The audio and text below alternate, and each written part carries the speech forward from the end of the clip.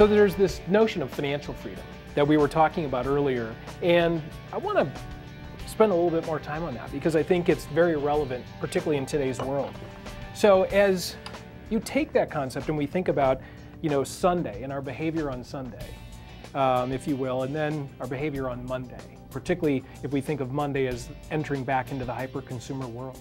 And so I'm curious about your thoughts on that and how we can sort of get right with that.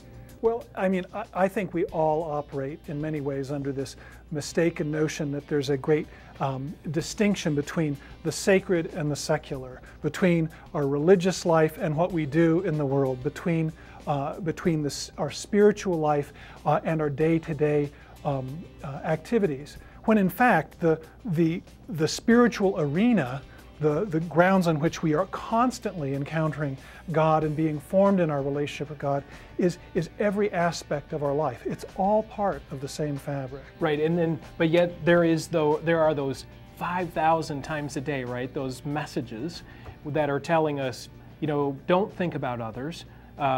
Keep that telephoto lens on your camera, if you will, and just focus on self. It's all about me. It's all about what I have to have.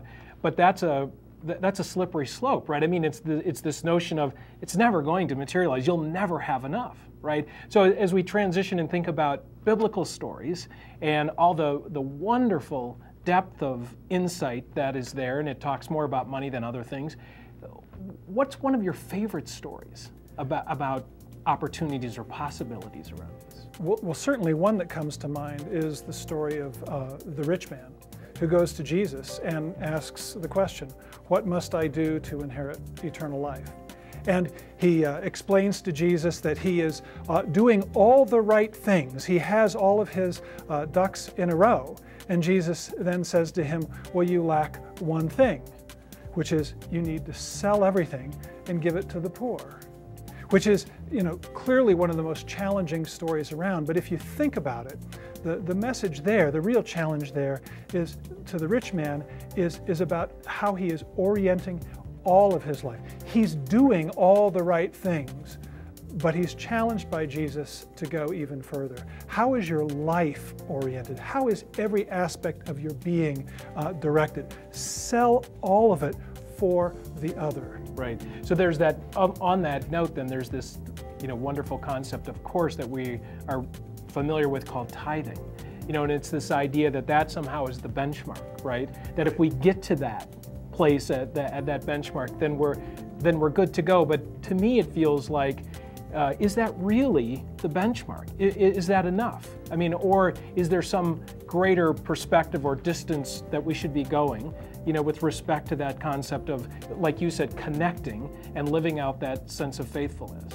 Well, a tithe, like any other religious or spiritual practice, can become mechanical. So that's probably not the most important question to ask. Really, the question is, how are we orienting our lives? The only question that is ever before any of us is how will we take everything that we have been given, and it is all gift, and use it in the service of love. The whole of our lives is this opportunity for generosity, and that comes out of a view of God. Do we see God as a God of abundance, or do we see God as a God of limit? And I think faith formation leads us in the direction of seeing God as a God of abundance. And then out of that, we can be generous. We define sacrifice based on its Latin roots of sacrificio, which means to make sacred, to make holy. And so one is making a sacrificial gift when it provides a new place in your life for God to make you holy and to draw closer to Him. And so we see it as an essential element of being a Christian and of that Christian growth process that we're involved in our whole life. I believe strongly that the only way we can give is when we can benefit others. That's the greatest advantage to giving. To me, a legacy is something from the past that creates good in the future. We just really found ourselves feeling quite thrilled with the idea that we could say, just think, today we can make a decision about something that long after we're gone might really make a difference to our children and theirs and theirs and theirs. And that's a good feeling. So as I speak around the country, I get into this conversation with people about, they're asking me, so when should I give, right? And I usually turn the question right back on them, and I will frame it this way because I said, I often hear the following: I'll give when I graduate from college. I'll give when I get my first job. I'll give when I pay down my credit card debt. I'll give when I save enough for my kids' college, right? So how do we get people kind of past that sort of I'll give when to back up and say, what about now? What about needs today, right? Well, yeah, I agree. There's always that issue of if I just get to a certain point, then I'll be in a position where I can actually do something good. Right. But the fact is, wherever we are in life, and however much we actually have or think we don't have, at any point, we always have something to offer. Right. We always have something to give. And we have to make that shift in our own minds first. Right. I was speaking the other day to a group of high school students, and I wanted to frame up this comparison to get them really to think deeply about the choices that they're making today with their money. And I said, today in Africa, 125,000 children, die every single month from malaria because they don't have a $5 mosquito bed net. And now I contrast that with, here in the United States, the average teenager spends between $75 and $100 a week on themselves.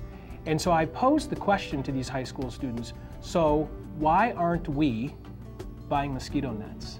What is it, why are we distancing ourselves from the need of the world? What is it that's preventing us from seeing that broader, that wide-angle lens view of the world? Well, I think primarily we just have to make a fundamental shift in our orientation.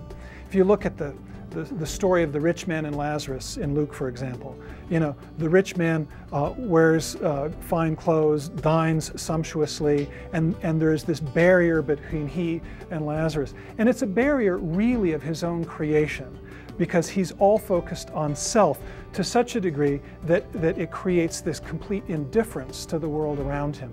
And that's the fundamental shift I think that we are being challenged to make as people of faith, to reorient our lives away from self and indifference to selflessness and to real engagement with the world around us. Right. So as I see that, I see it really the shift of, we live in a culture again of this telephoto lens, and it's about literally taking that lens off of our camera and putting a wide-angle lens so that we can see this world from a fundamentally, I think is what I'm hearing you say, from a fundamentally different perspective.